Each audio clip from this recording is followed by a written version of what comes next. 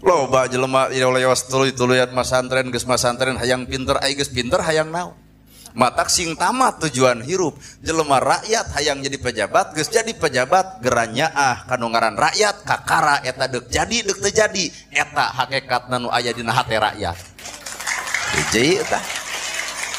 Jadi pejabat ngan teu nyaah ka rakyat Bandungan boro-boro 2 periode saperiode dieuneuk-euneuk ku rakyat lur. Bener ya. Cicing kalem hiji eta. Jelema bodoh hayang pinter belaan sakola luhur ai geus pinter hayang naon hayang ngoncoran jelema bodoh da geurna naon pinter tapi pagawean ngaledek jelema bodoh deuk ngaledek beu teu kudu sakola luhur ka beak-beak sawah jadi jelema belegu ge bisa atuh. Jigana ya ceramah kahartian beda ungut-ungutan ya. Jelema kedul hayang daek geus daek hayang naon hayang ngajak kanu kedul. Pahingan atuh di urang mah nu daek-daek nu kedul-kedul da eta atuh nu daek nyampeurna kanu daek padahal nu daek mah sampeur teh kanu kedul. Geura urang tanya ari ibu daek pengajian osok nyamper kanu daek kanu kedul. Naha nu kedul tara disampeur? Tah berarti doraka teh ibu teh.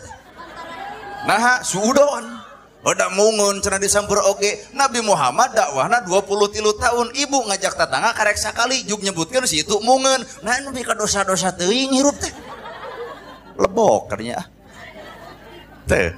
Heueuh nya. Matak nu ngaran hirup tong sok lalajo tina wujud tina bentuk tina jirim tina jinis bisi suudon ka batur.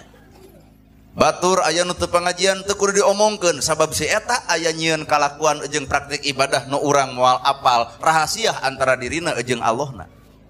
Tapi urang datang ka dieu nemrak Pak kamarana Bu pangaosan geus ujub ku sakitu oge. Heuh ya. Coba nu teu datang.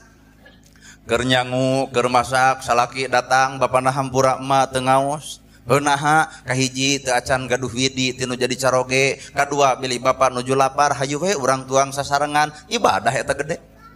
Ieu anu hadir ka dieu nyangu acan masak acan. Minta izin ge teuing.